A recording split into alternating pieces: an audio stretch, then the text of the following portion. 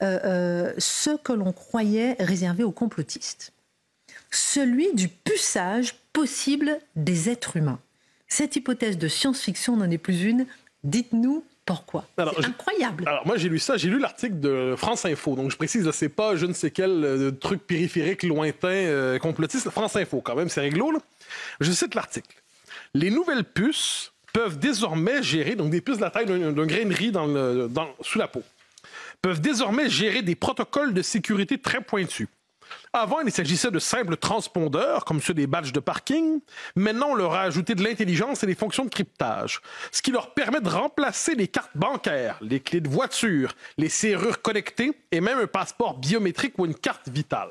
Alors, je m'excuse, on appelle ça, c'est le passage vers le cyborg. Et là, on dira, mais vous inquiétez de quoi exactement? Mais est-ce qu'on se rend compte le pouvoir de contrôle social et de domestication de l'individu qui accompagne ça? Parce qu'il ne faut pas s'inquiéter, le pouvoir finit toujours par s'emparer, pas par je ne sais quel complot, mais c'est dans sa nature des innovations technologiques pour les mettre à son service. Et je redoute, quant à moi, le citoyen hyper pucé de demain qui porterait sous la peau, dans son grain de riz, son dossier médical, probablement aussi peut-être son bilan carbone dans le cadre de la lutte contre les changements climatiques. Bip bip, on peut pas prendre la... Avec le nombre de voyages, c'est autorisé, c'est pas autorisé. Est-ce qu'il peut manger au restaurant? Est-ce qu'il a mangé trop de viande ce mois-ci? Son dossier médical, son dossier fiscal. Alors et avec le monde donc on pourrait dire de la numérisation intégrale de l'existence, avec la disparition de l'argent liquide, avec le fait qu'il soit désormais possible de suivre chacun dans le fichier universel des pucés. Eh bien, je m'excuse, mais ce qu'on voit là, c'est pas du complotisme, c'est simplement redouter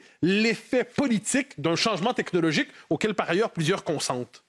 Alors, vous semblez opérer un saut assez rapide du puçage à la tyrannie, quand même, non? C'est pas... Non, je pense simplement... 4000 personnes ont déjà mis cette puce-là en Suède. Ah non, mais là, ça, c'est fascinant. C'est que la disponibilité de nos contemporains, chaque fois qu'on leur offre une facilité technologique, ils sont tellement heureux de converger vers cet asservissement technologique en l'écranisation de la vie. Le fait que tout soit désormais sur ça, c'est quand même assez fascinant.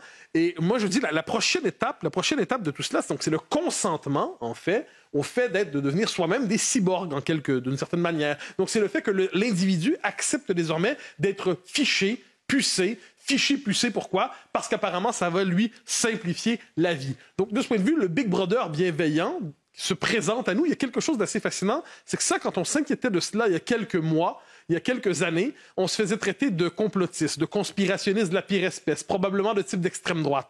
Alors moi, ce que je constate aujourd'hui, c'est que ceux qu'on a traités de complotistes, de conspirationnistes d'extrême droite, non, vous n'êtes pas gentils les enfants, qu'est-ce qu'on voit? Ces gens-là avaient une intuition légitime quant à la nature, justement, la possibilité de contrôle social portée par ce puçage universel, qui est aujourd'hui l'activité commerciale recommandée et même trendy et un peu cool. Alors, méfions-nous quand même. Je vais regarder ce que les complotistes des prochaines années vont dire pour savoir finalement ce dont on doit s'inquiéter quelques années plus tard. Incroyable. Marc, juste un mot. Non, mais c'est terrible. Charlotte, non, mais ce qui est affligeant, c'est de voir comment on a envie de renoncer à sa propre vie. Que la vie soit gérée par une puce. On n'est plus responsable de quoi que ce soit. On est là, amorphe. 4000 personnes l'utilisent déjà en Suède. Non, mais c'est terrifiant. Charlotte, moi je vois Apocalypse dans la Bible, Apocalypse 13-16, Apocalypse 13-17. Non, mais la marque de la bête. Non, mais je dis ça parce que il y a des chrétiens, ne me regardez pas comme ça, Dimitri, qui disent que c'est aussi que c'est prévu depuis longtemps par beaucoup de... Ah oui, mais voilà. non, mais c'est vrai qu'on ne peut pas s'empêcher de penser à ce texte quand on le connaît, c'est indiscutable. Mais par ailleurs, je dis à Mathieu, je complète ce que disait Mathieu sur l'intuition des complotistes. C'est pas une intuition. Il y a des gens qui par ailleurs travaillaient sur cette puce, qui le disaient. Et quand on cite ces gens-là, on nous dit oh là là, pas du tout. Donc c'est un manque de travail aussi. C'est le visage de la tyrannie souriante.